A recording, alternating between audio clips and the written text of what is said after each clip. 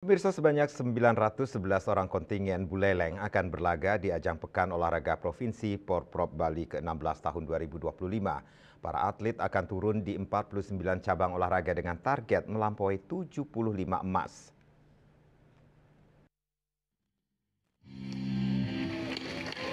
Kontingen tersebut terdiri dari 663 atlet, 188 ofisial, dan 60 orang panitia.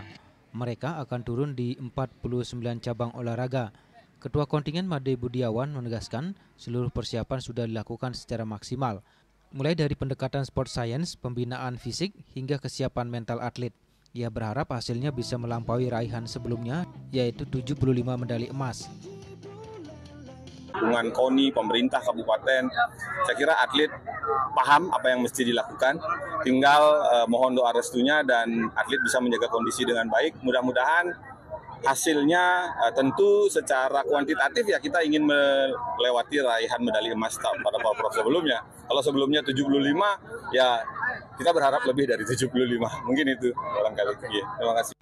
Sementara itu, Wabub Supriyatna pada pelepasan atlet di titik 0 Kota Singaraja berharap pelepasan di Tugu Singa Ambara Raja membawa taksu dan spirit bagi atlet Buleleng.